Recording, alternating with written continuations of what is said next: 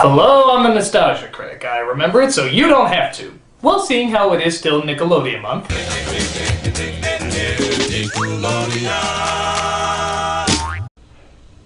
Indeed.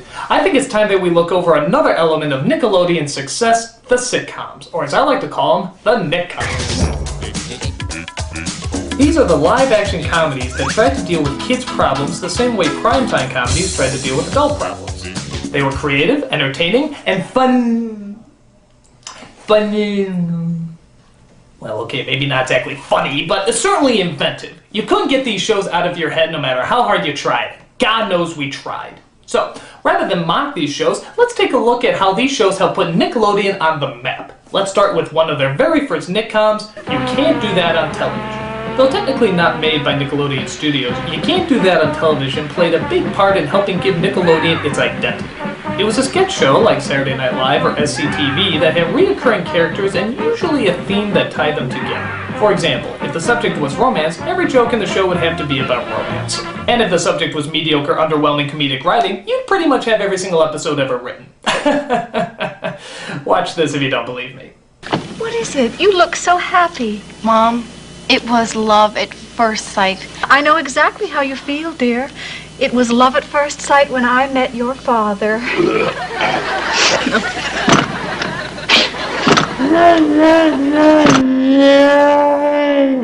The show aired on Nickelodeon, but got its start in America's humble neighbors to the north, Canada. Which means you always hear my favorite mispronunciation. It's about you socially polite freaks! It's about A-B-O-U-T, not A-B-O-O-T! Stop saying a boot! This is a boot! That is about. A boot, about, a boot, about, a boot, about. Get it right! Every week they would perform in front of an entire audience of recorded laughter, and they would often have reoccurring characters and setups, like the firing squad, the dungeon, and the dysfunctional family. Just the upbeat, child-friendly scenarios that we're used to. Something you may have noticed is that all the adults are played by just two people, Christine McGlade and Les Lyle, who did the majority of the roles, jumping from fatsuit to fatsuit. I have nothing against this guy, but I don't know. Tell me if some of these jokes seem a little creepy nowadays. Like when he plays Blip, the arcade repairman. the ideal man for you is Blip. Okay. Alright, come on. Get out of that costume. Oh-ho. I am madly in love with you. Oh, God. Would you please go out to dinner with me? It was a different time. I don't think you have to worry much, though. Most people like to know what kind of gender you are before they start hitting on you, and these kids were often very hard to sort out one from the other. In fact, I often like to play a game at home I like to call Boy or Girl! Alright, let's take a look at our first subject. Short hair suggests male, but the fluffiness of it suggests female. Lack of makeup is more masculine, but then again, those shorts leave very little to the imagination. I'm gonna say boy. I got it! Alright, next one. Long hair covers the ears, but kind of a boyish shirt. I think ultimately I'm gonna go with girl. Alright, I'm gonna have to make it up in the final round. Next subject. Oh my God. I have no idea. Well, the long hair, of course, is feminine, but the lack of any fashion sense is masculine. The earrings, I guess, are a little girlish, but everything else... I'm gonna have to use one of my lifelines. I'm going to call a friend. Hey, Joe! Get over here! What? Come here! Get over here! What? The fuck is that? I don't know. What? Don't you have a clue? Could be a dude. Yeah, but look at the earrings! Yeah, but look at the glasses. Alright. I'm gonna say boy. It has to be a boy. What?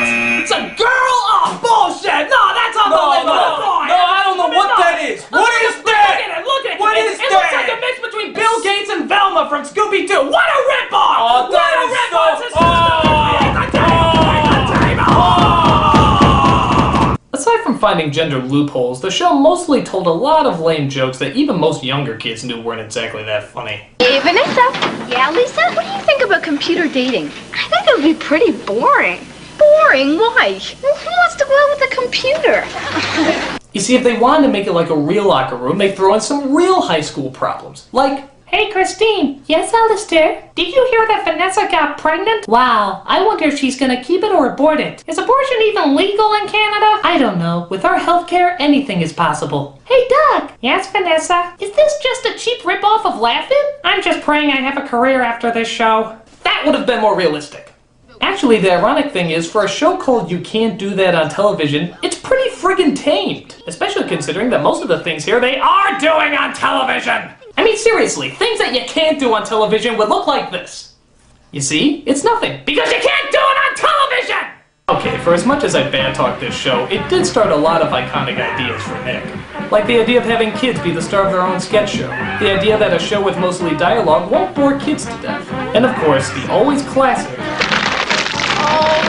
Yup, that's right. This was the first show to introduce that frog diarrhea known as Nickelodeon slime, which dropped down on the kids every single time they said the phrase, "I don't know." Well, that's kind of random. That's like saying every time I say the word elephant, the Burger King will appear. God, he's creepy. Well, let's jump to the next show in our Nickcoms lineup, Clarissa Explains It All. This show actually wasn't that bad. It wasn't that funny, but did have something kind of likable about it. Now granted, I didn't grow up as a girl, for long. I have a history. But this show did pretty good at keeping both girls and boys interested in the program. What was it about? A teenage girl. And that's about it. Pretty much just a teenage girl. Adventure Home! Hey, come on, that's not very nice. Actually, its star, Melissa Joan Hart, was really what held this show together. It's a shame, because she's always casted in a bunch of kid shit, but I really don't think she was that bad of an actress. But there were other characters on the show, too. Most notably her kid brother, Ferguson, who was determined to make her life a living hell. For the longest time, I thought he was just one of those ventriloquist dummies, but then I found out there was a real actor who played him.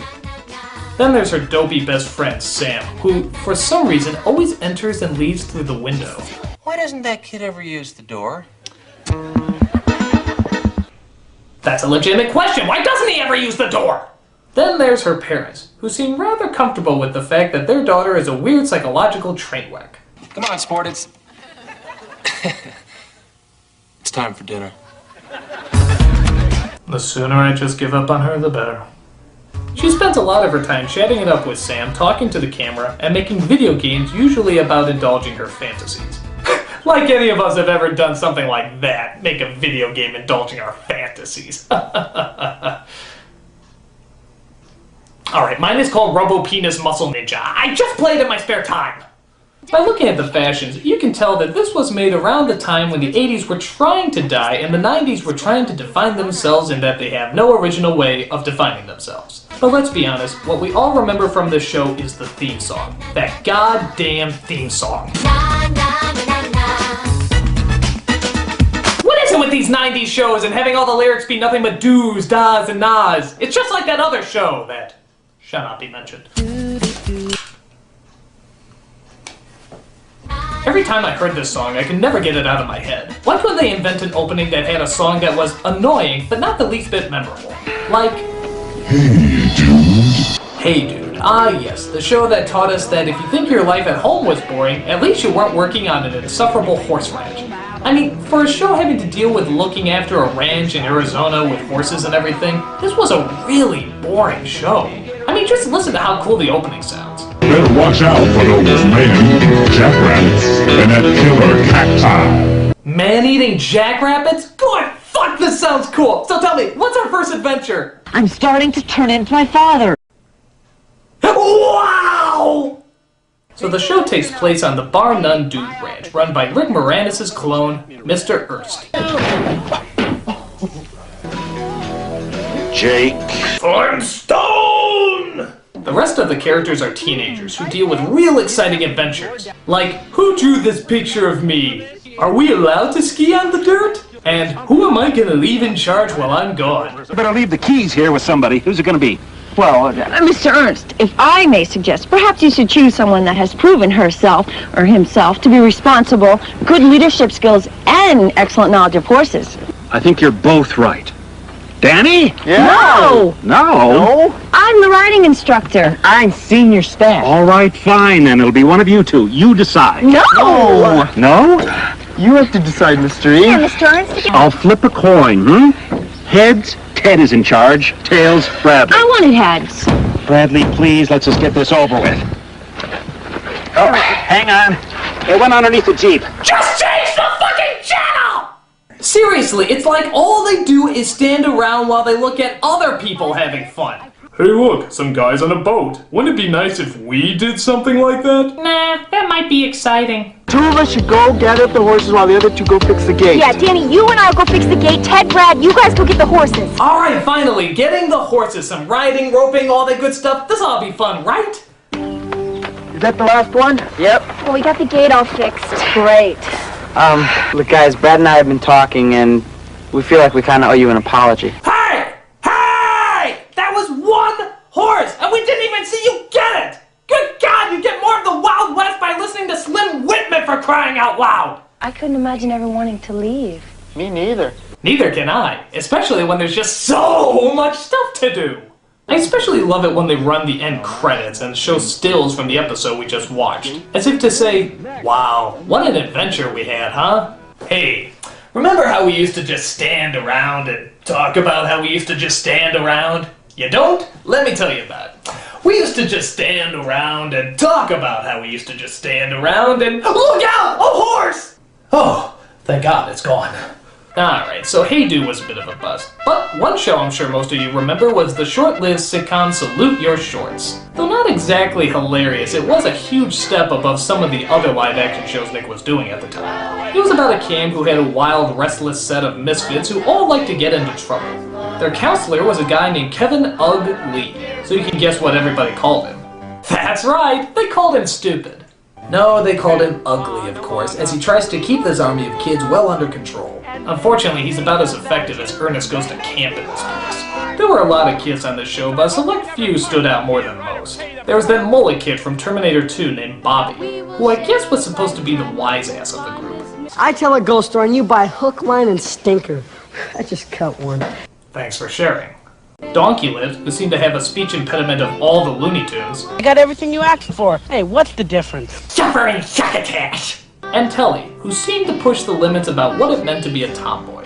Bet is, if you chicken out, you have to stand up in front of the whole camp and say how much of a wuss you are. And when I win, I'll wear a dress for the day. A girl wearing a dress of all the horrid imagery! Ah! Hey, look, kid, it could be worse. You could be like the hermaphrodite on You Can't Do That on Television, who somehow looks more masculine in feminine clothing. How is that even possible? The episode that most kids remember is the Zeke the Plumber episode, where a lot of the kids are convinced that there's a supernatural ghost named Zeke who's haunting their dreams. Zeke the Plumber? That's not very scary. Now Joe the Plumber? That's terrifying.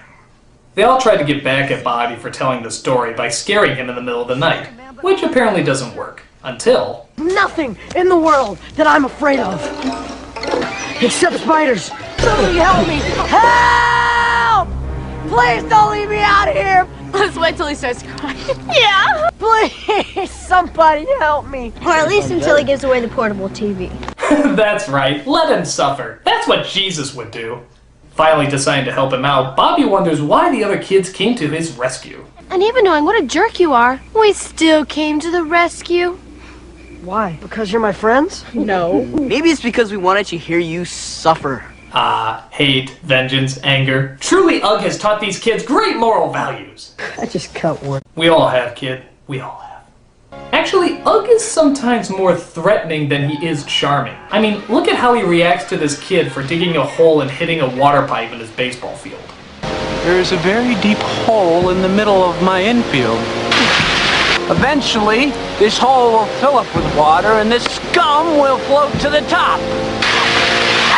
Then, Bobby Butnick, you will be mine. And you will know my name is the Lord when I lay my vengeance upon thee. You may also have noticed that Salute Your Shorts likes to show things 3 times for some reason.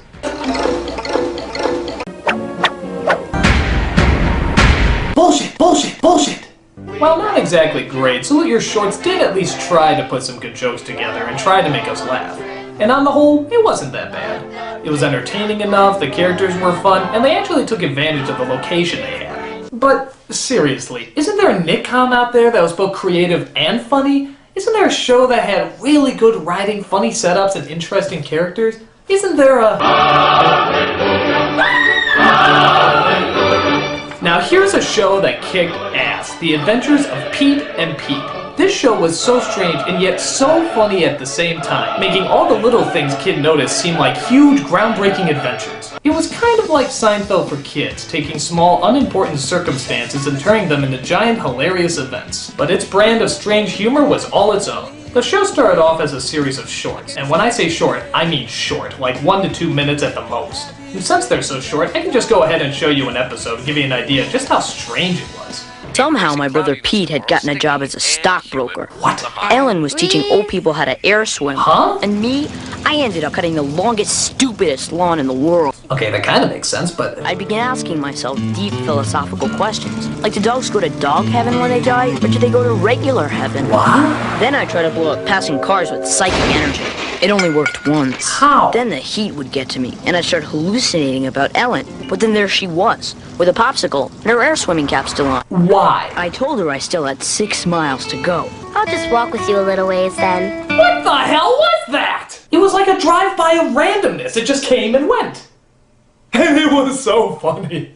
The show was pretty much a longer and more detailed version of the shorts, which had every bit of that strange suburban weirdness. Like the fact that their mother had a metal plate in their head that picked up radio waves. Or the fact that for some reason young Pete has a tattoo called Petunia on his arm. Or the fact that, I don't know, they're both named Pete. I mean, what the hell? What parent would be so cruel? It's like naming all the Baldwin brothers Alec, and God knows one Alec Baldwin is too many. There's another character called Artie, the strongest man in the world. Artie, the strongest man in the world! And maybe I'm missing something, but is Artie, special? I never really understood this character. He was kind of like Where's Waldo's mentally handicapped son. I never really saw the point to him. But then again, I guess the whole show is just about asking the question, what's the point? To be honest, I always thought the show was kind of based on the daydreams that a lot of children have while sitting through school. Like, I love the episode where Ellen asks the question, what's the point of algebraic word problems? Every teacher who thinks it over can't give an answer, and ultimately goes crazy. Or how about the episode where the kids going in the pool during adult swim hours is literally an act of war? It's like when you reach that point of daydreaming about a real situation and then you suddenly say, no, that could never happen.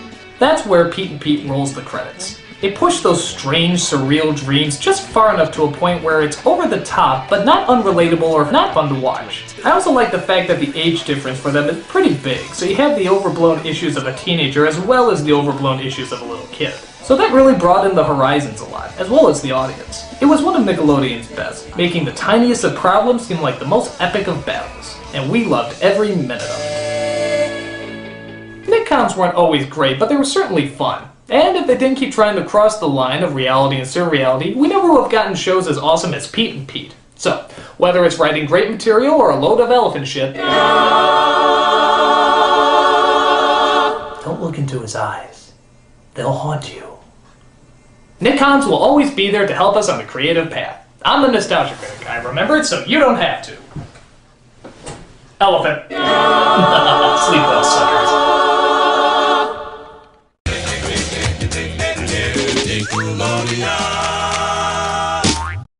I just cut